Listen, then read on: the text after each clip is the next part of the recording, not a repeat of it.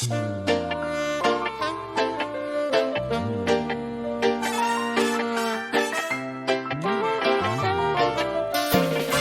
véritable christianisme, ce n'est pas seulement les révélations où on tombe, les démonstrations de puissance. Ça, ce sont les accessoires qui accompagnent le ministère. Mais un véritable enfant de Dieu, c'est celui qui est enraciné, qui est fondé sur la parole de Dieu. Et lorsque tu es fondé sur la parole de Dieu, quels que soient les vents qui viendront, tu tiendras toujours ferme et tu remporteras les victoires qui vont se présenter à toi. Peut-être que tu as été déçu, peut-être que tu as été découragé des temps passés, mais laisse-moi te dire que la Bible dit, les temps passés ont couvert d'opprobre, mais les temps à venir couvriront de gloire. Laisse le passé au passé. Oublie ce qui s'est passé, mais regarde devant. Les bonnes choses arrivent. Je veux te dire ce soir que ne sois pas la première version du prophète Ésaïe. Tu sais pourquoi? Quand tu lis le livre d'Ésaïe, la première version d'Ésaïe, il dit, malheur à moi. Malheur à moi.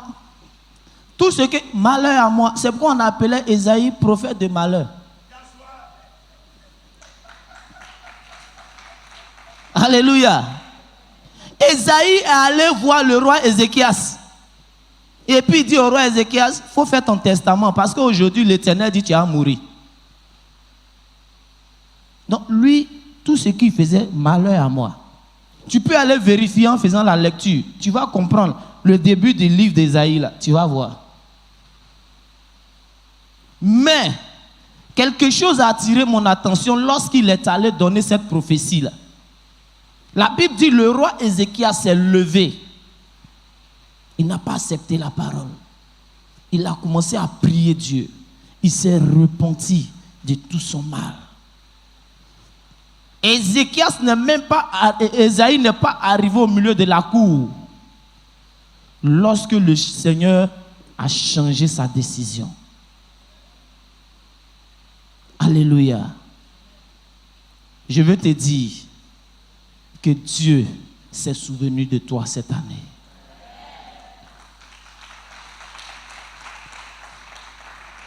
Je veux te préparer pour la convention, bien-aimé.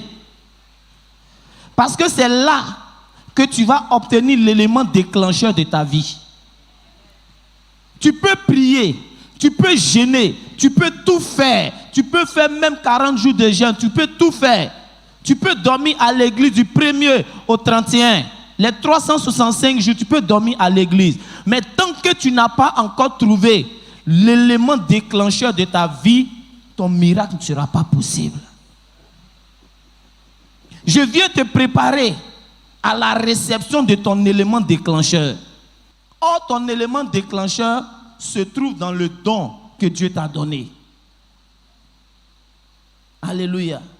Donc, si tu as détecté le don que Dieu t'a donné, tu seras heureux. Tu es unique en ton genre. Mais tu envies les autres parce qu'ils ont trouvé leur élément déclencheur. Mais je crois une seule chose, au sortir de la convention, tu sauras quel est ton élément déclencheur et ta vie ne sera plus jamais la même.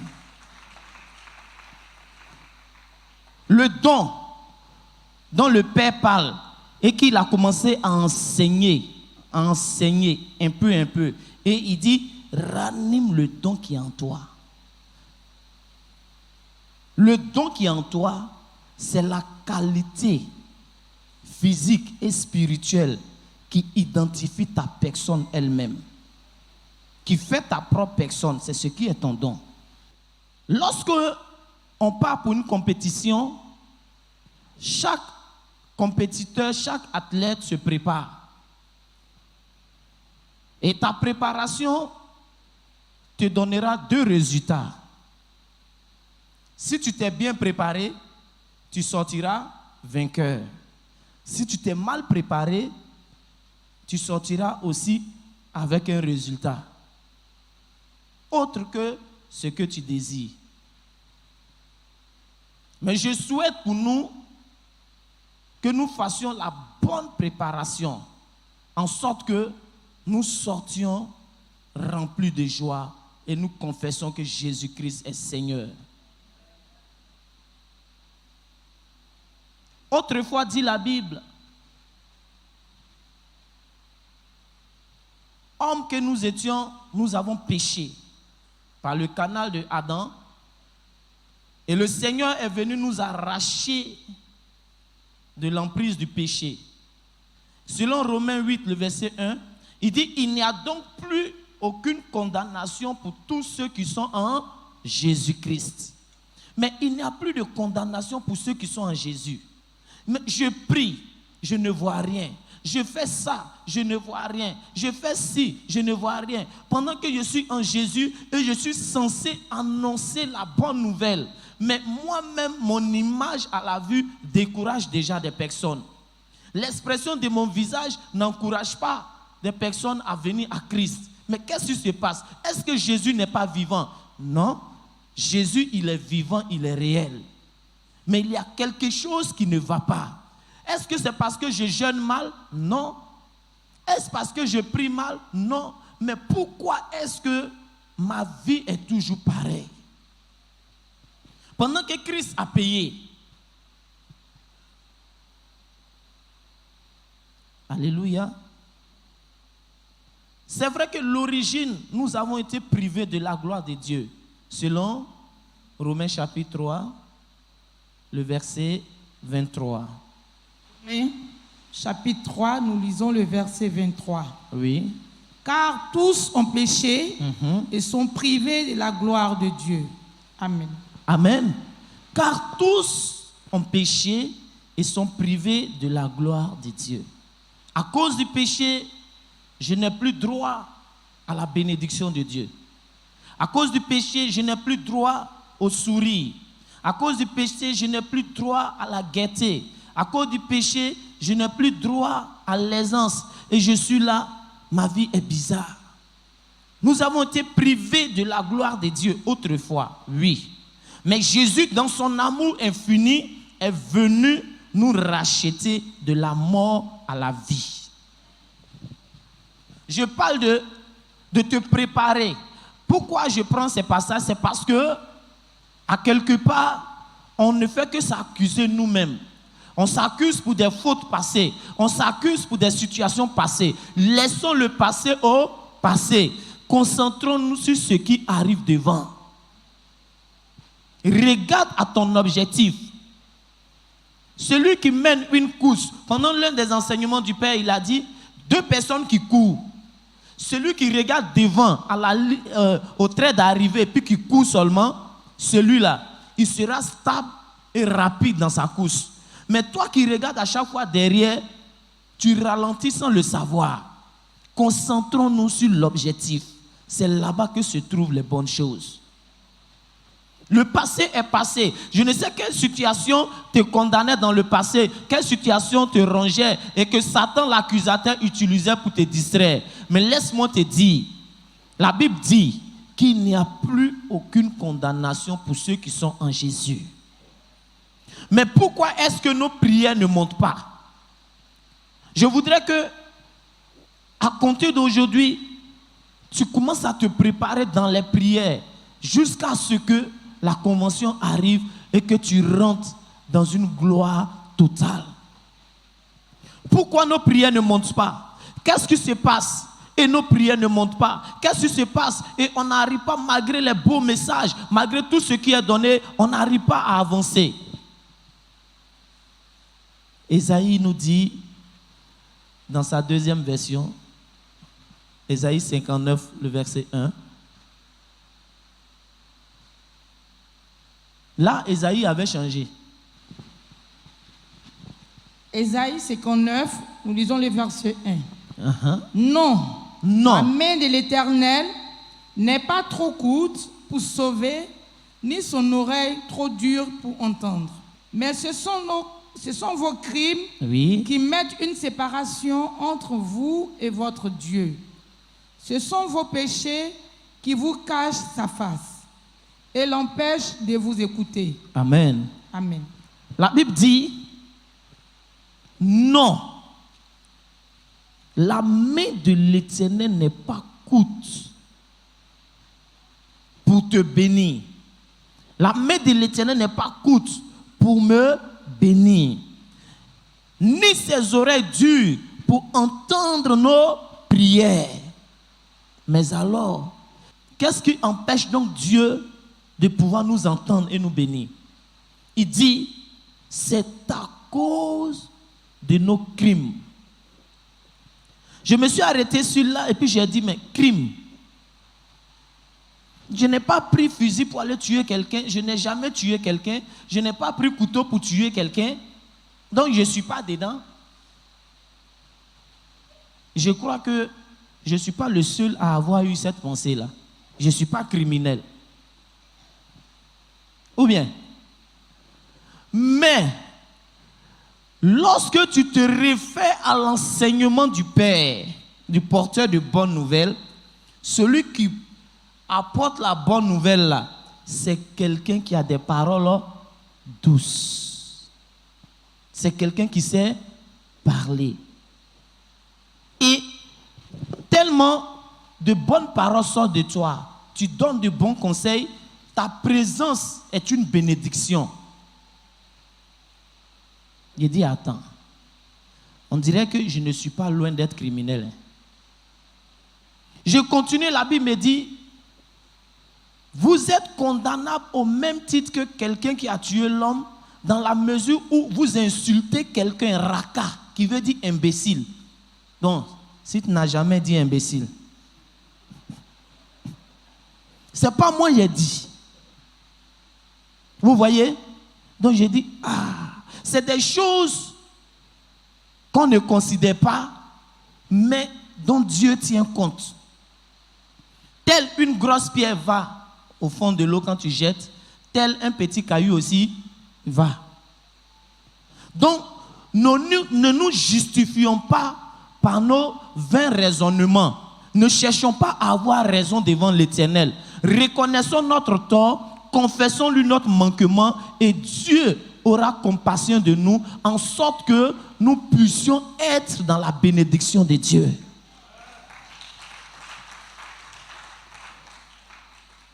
Gloire à Dieu. Il dit nos crimes. Il dit Seigneur, je reconnais mes fautes. Il dit vos péchés. Non, je ne sors pas de la maison. Je suis tout le temps chez moi. Je n'ai pas de problème avec quelqu'un. Donc, je ne pêche pas. Parce que le péché se situe à 3 niveaux. Nous péchons en action, c'est-à-dire par nos actes. Nous péchons. 1. Ensuite, par nos paroles, nous péchons. 2. 3. Par nos pensées. Bon, tu ne fais pas par là. Tu te dis, tu ne pêches pas. Ok. Il n'y a pas de problème. Tu n'insultes pas quelqu'un. Tu ne pêches pas. Il n'y a pas de problème.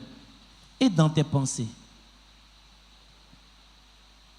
Parce que chacun de nous, soit nous avons péché en action, en acte contre notre prochain, ou en pensée, ou en parole. Donc toutes ces choses nous empêchent de voir la gloire de Dieu. Or, je voudrais, mon souhait le plus ardent, c'est que nous soyons, nous enfants de Dieu du ministère de la prière vivante, nous soyons à l'image du nom que les gens nous donnent dehors. À l'image de la crainte que les gens ont des enfants du ministère de la prière vivante. Alléluia. Je vous le dis parce que il y a des témoignages dehors que nous entendons. Lorsque tu entends des personnes dire, toi, tu viens du MPV, et vous là, c'est une autre classe. Des serviteurs de Dieu, des chrétiens ici, quand ils entendent que tu viens du MPV, c'est un respect total pour toi. Alléluia. Quand ils entendent que tu viens du MPV, ils ont peur.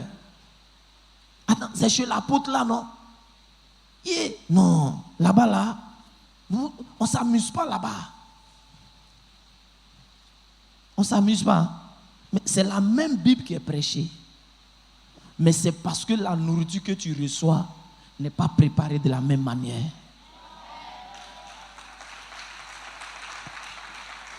Alléluia. On peut donner de l'argent à 2 personnes pour dire allez faire le marché puis venez préparer sauce graine. Bon, sauce graine. Vous me comprenez? Vous allez faire le même marché. Vous allez payer les mêmes ingrédients. Mais à la cuisson, ça n'aura pas le même goût. Parce que tu connais ou bien tu ne... Alléluia. Tu peux prendre la Bible et puis parler de la part de Dieu. C'est bien. Mais tu peux prendre aussi la Bible, parler de la part de Dieu et puis sauver une âme. Tu peux prêcher la Bible et puis transformer la vie de quelqu'un sans lui imposer les mains, sans tordre son cou, mais simplement par la prédication de l'évangile. Alléluia. Je veux que tu saches une chose. Tu es à la bonne place. Tu es au bon endroit. Oublie le passé. Ta main est à la charrue. Ne regarde plus en arrière. Regarde devant. La Bible dit, toi et moi, nous mangerons les bonnes productions de ce monde. Je ne te dis pas du pays, parce que je vois au-delà du pays. Dieu n'est pas limité. Il dit, allez de la Jérusalem, en Judée, en Samarie et où? Partout dans le monde. Ne limite pas la main de ton Dieu. Dieu ne t'a pas condamné. Pourquoi tu te condamnes toi-même? Jésus a dit à cette femme, ils sont partis. Elle dit oui. Il dit va et ne pêche plus. Si Dieu t'a appelé à son admirable lumière, c'est parce qu'il a un plan excellent pour toi. Mais arrête de te disqualifier toi-même, parce que Dieu ne t'a pas encore disqualifié. Prépare-toi. C'est ce qui est important. David savait qu'il est pécheur. David savait qu'il était un homme qui n'était pas à 100% agréable à Dieu. Mais cela n'empêchait pas David, dans le livre de Psaume 23, le verset 6, de toujours bénir sa personne. Il dit oui, le bonheur et la grâce m'accompagneront tous les jours de ma vie. C'est ce que tu proclames sur ta vie qui t'arrive. C'est ce que tu vois de toi par le canal de Dieu qui t'arrive.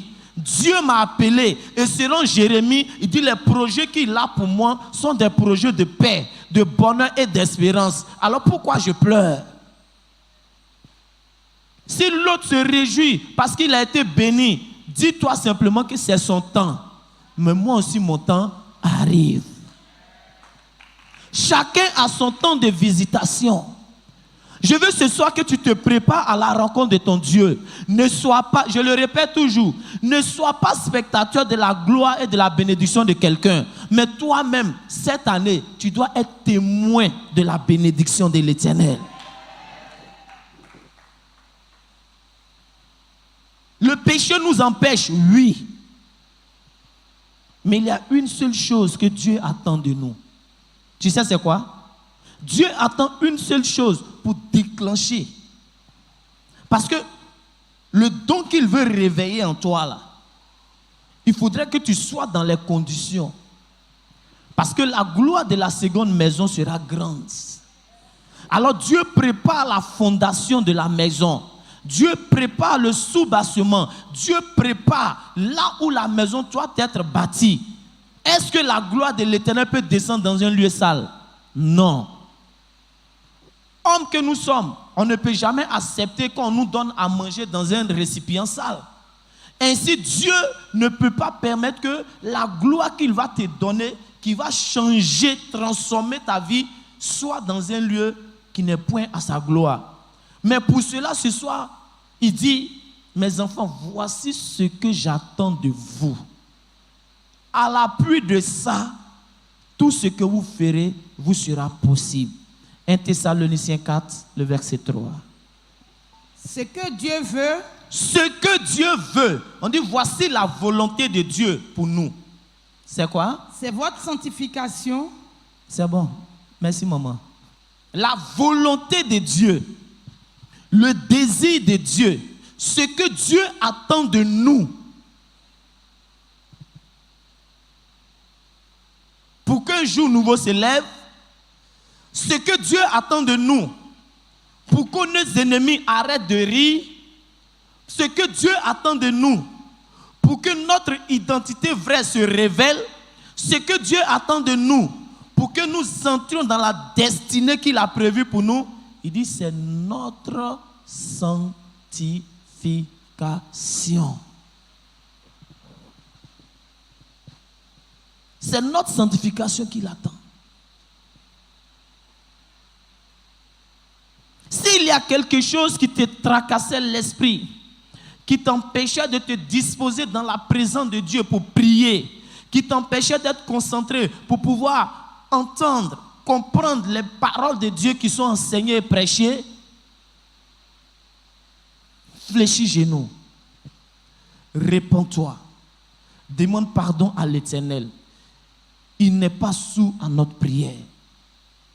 1 Jean 1,9 dit, si nous confessons nos fautes, l'Éternel est juste et fidèle de nous les pardonner. Je ne veux pas que tu rates ta bénédiction cette année. Je veux te dire que quelque chose de grand arrive.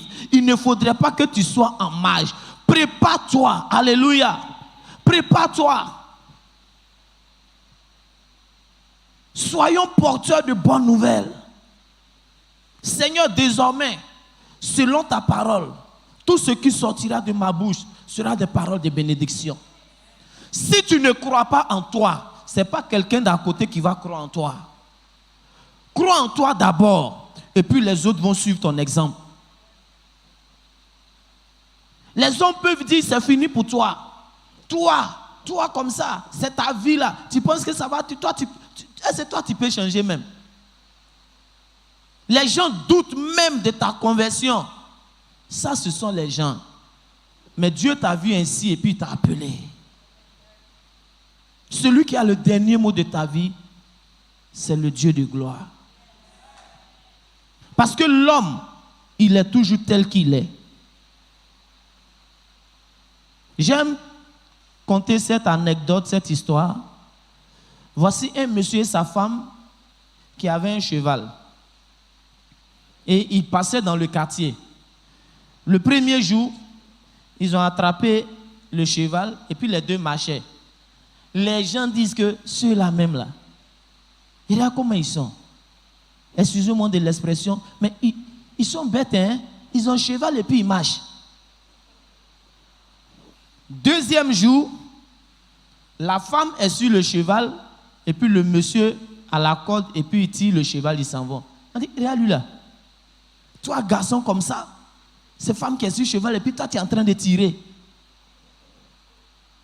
Troisième jour, le monsieur est sur le cheval, la femme à côté. On dit, il n'est même pas galant, même lui là. Il n'est pas bien du tout. Quatrième jour, les deux sont sur le cheval et puis ils s'en vont. Les hommes ont parlé encore. On dit, ils se prennent dans le quartier là. Hein. Depuis qu'ils ont eu le cheval, on ne peut pas respirer. Je veux te dire, si tu veux regarder aux hommes, il trouvera toujours de quoi à dire.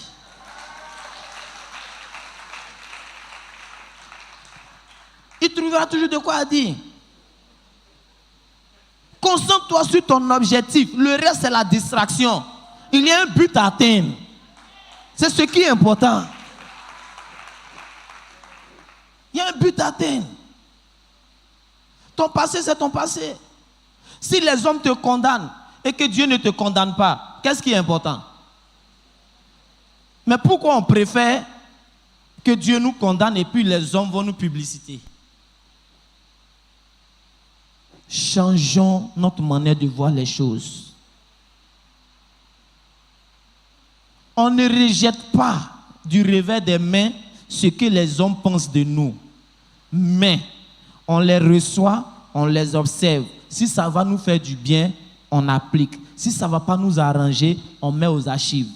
Ce que Dieu pense, c'est ce qui doit toujours en premier plan.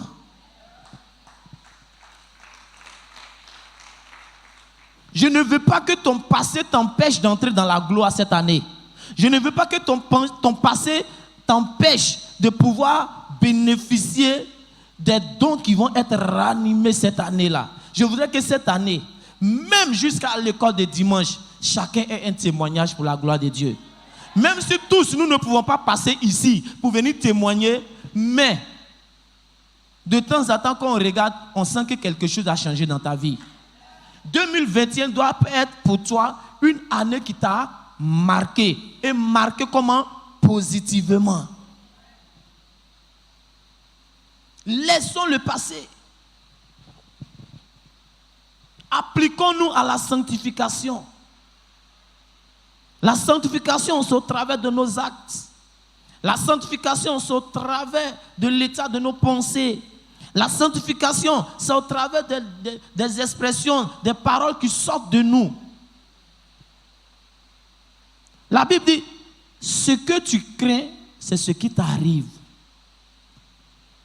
Ce que tu redoutes, c'est ce qui t'atteint. Bénis-toi chaque matin. Quand tu te réveilles, tu te bénis. David a dit, la bonté et la grâce l'accompagnent. Il dit tous les jours, lundi, mardi, jusqu'à dimanche, ça va l'accompagner. Donc tous les jours, il se bénit. Quand tu te réveilles, tu dis, je sais que je suis béni. Mais j'attends le temps de Dieu. C'est le temps de Dieu seulement, j'attends. Alléluia. Parce qu'il y a un adage qui dit, la tortue n'a jamais accouché un animal à poil. Tu comprends? Je veux te dire, si ton père est béni, c'est que toi aussi tu es. C'est tout. La bénédiction ne peut qu'enfanter la bénédiction. Donc ne laisse pas les gens te montrer une identité qui n'est pas pour toi.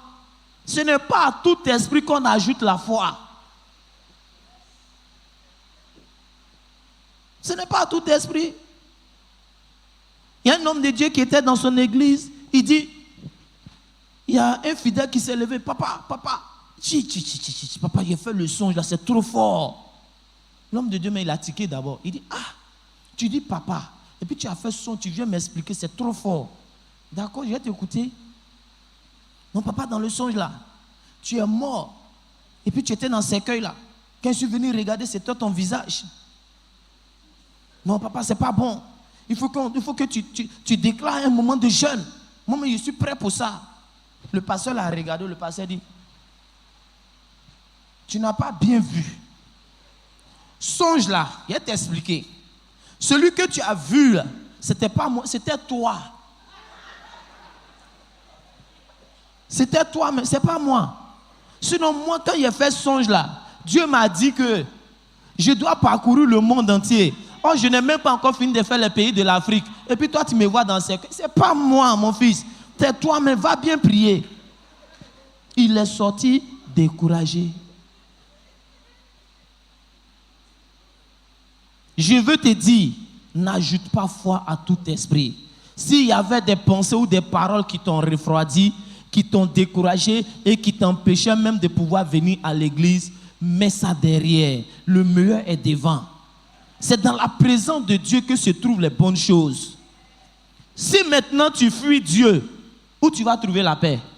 Les gens ont dit que dans ton village, personne ne peut devenir DG, personne ne peut voyager, personne ne peut être fonctionnaire d'État. Mais je te dis, leur parole, c'est par toi que cela va s'arrêter. Et par toi, Dieu va élever sa gloire dans ta famille.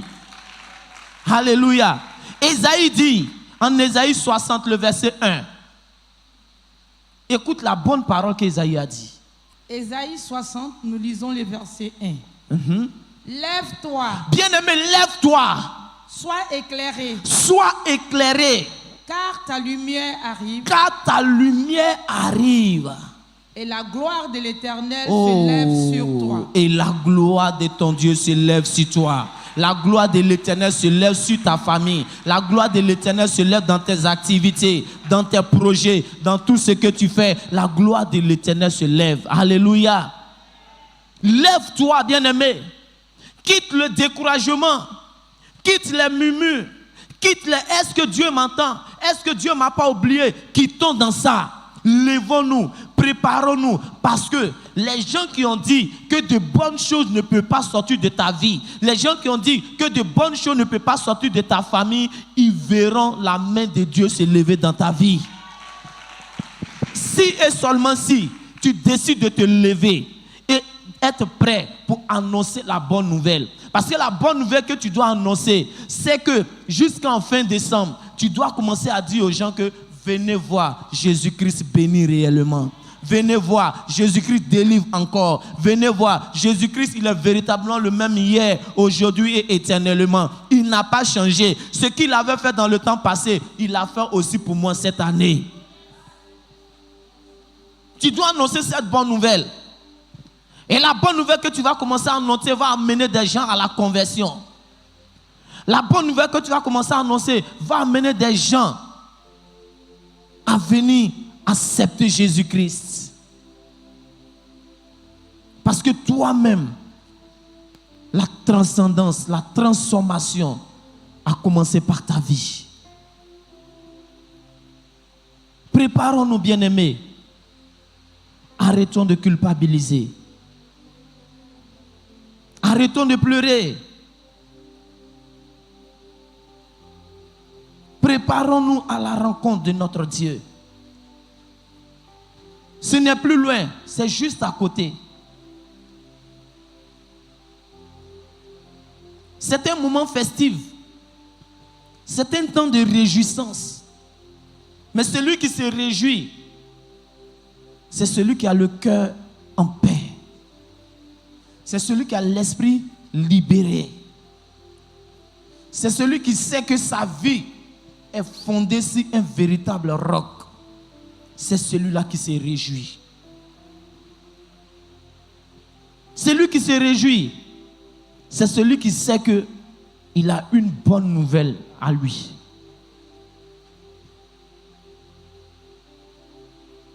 Nous sommes porteurs de bonnes nouvelles. Ne nous condamnons plus. Ne disons pas que nous sommes nés pour accompagner les autres. Tu penses que pour toi est fini parce que les hommes ont parlé. Je veux te dire ce soir, ce qui est fini, c'est le projet des hommes pour ta vie qui est fini. C'est maintenant ton Dieu va entrer en scène. Alors prépare-toi à la rencontre de ton Dieu. Est-ce qu'on peut acclamer le Seigneur, le roi des rois?